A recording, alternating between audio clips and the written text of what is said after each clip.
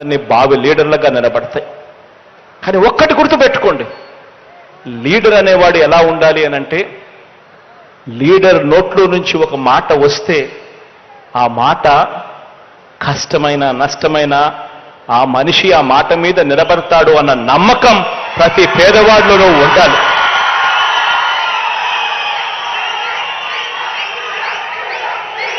ఆ విశ్వసనీయత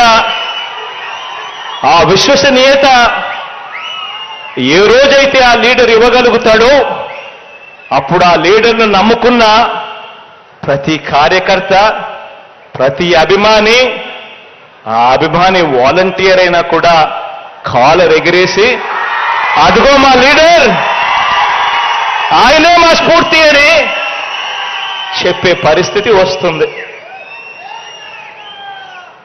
ఈరోజు చంద్రబాబు నాయుడు గారి పాలన 1994లో తీసుకున్న, 1999లో తీసుకున్న, 2014లో తీసుకున్నా కూడా చంద్రబాబు నాయుడు ఇచ్చిన మేనిఫెస్టో, టీడీపీ ఇచ్చిన ఎన్నికల ప్రణాళిక మేనిఫెస్టో అధికారంలోకి రాగానే, అధికారంలోకి రాకమునుపు రంగురంగుల కలర్లతో మేనిఫెస్టో ఉంటుంది. 650 పేజీలు, 650 హామీలు అంటాడు. ప్రతి సామాజిక వర్గానికి అంటాడు. మేనిఫెస్టో రంగురంగులుగానే ఉంటుంది ఎన్నికలు అయ్యేదాకా. ఎన్నికలు అయిపోయిన తర్వాత మేనిఫెస్టో చెత్తబుట్టలో వేసి, మేనిఫెస్టో అన్నది ఏముంది, మేనిఫెస్టో అన్నది ఎక్కడుంది అని అంటే కనీసం వాళ్ళ వెబ్సైట్స్లో కూడా కనిపించుకోకుండా మాయం చేస్తా ఉన్న పరిపాలన చంద్రబాబు నాయుడు గారి హయాంలో చూశాం. ఈ నిజాలన్నీ కూడా మన వాలంటీర్ల వ్యవస్థ అర్థం చేసుకొని ప్రజల కోసం, ప్రజలు మోసపోకూడదని, ప్రజల కోసం ప్రజలు మోసపోకూడదని బాబు మేనిఫెస్టో రంగుల్ని ప్రజలకు వివరించాలి, ప్రజల ముందు ఉంచాలి.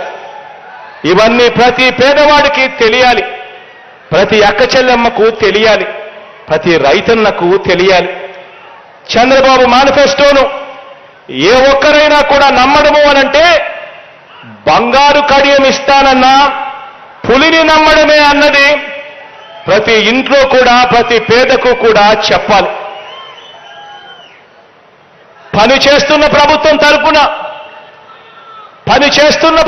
తరపున నిజాలు వివరించేందుకు, చంద్రబాబు బతుకేమిటో వివరించేందుకు, ప్రజల్లో బలం గాని విశ్వసనీయత గాని లేని చంద్రబాబు కూటమిని ఎదుర్కొనేందుకు మన సేవా సైన్యం వచ్చే 2 నెలలు ఓ యుద్ధానికి సిద్ధం కావాలి అని అడుగుతా ఉన్నాను ఈరోజు.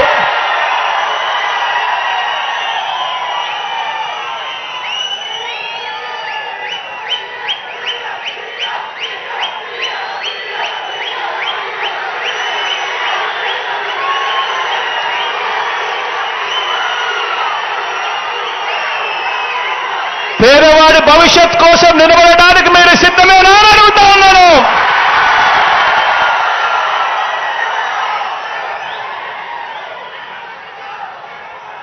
ఇక స్లీవ్స్ మడచాల్సిన సమయం వచ్చింది.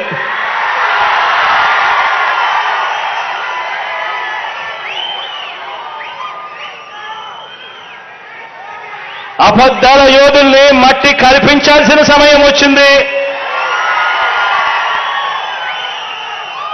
మీ మీదకు పదును పెట్టి మంచి చేస్తున్న ప్రభుత్వానికి అండగా నిలబడాల్సిన సమయం వచ్చింది.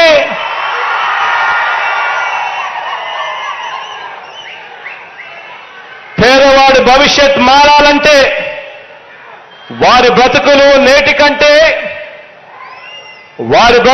నేటి కంటే ఇంకా మెరుగు కావాలి అనంటే మరోసారి మనందరి ప్రభుత్వాన్ని ఈ 55 నెలల్లో ప్రయోజనాలు అందుకున్న ప్రతి ఒక్కరూ సమర్థించాలని, ఆ పేదలందరికీ కూడా వివరించాలి. ఆ ప్రతి ఇంట్లో నుంచి స్టార్ క్యాంపెయినర్లుగా అక్క చెల్లెమ్మలను, ఆ అన్నదమ్మలను, ఆ అవ్వాతాతలను, ఆ రైతన్నలను తీసుకొని రావాలి. పెత్తందారుల మీద పేదల పక్షాన మనందరి ప్రభుత్వం చేస్తున్న యుద్ధంలో ఏ ఒక్క ఓటైనా కూడా బాబుకు ఓటు వేయడము అంటే దాని అర్థం తమకు అందుతా ఉన్న పథకాల రద్దుకు తామే ఆమోదం తెలిపినట్టు అవుతుంది అని చెప్పి ప్రతి ఇంటికి వెళ్ళి చెప్పాలి. మరొక విషయం కూడా చెప్పాలి. ప్రతి ఇంటికి వెళ్ళినప్పుడు మరొక విషయం కూడా చెప్పాలి. 2014 ఎన్నికల ముందు మొదటి సంతకంతో వ్యవసాయ రుణాలన్నీ కూడా రద్దు చేస్తానని, పొదుపు సంఘాల రుణాలన్నీ కూడా మాఫీ చేస్తానని, బ్యాంకుల్లో తాకట్టు పెట్టిన బంగారాన్ని విడిపిస్తానని, ప్రతి ఇంటికి ఓ జాబ్ ఇవ్వకపోతే ప్రతి ఇంటికి 2,000 రూపాయల నిరుద్యోగ భృతి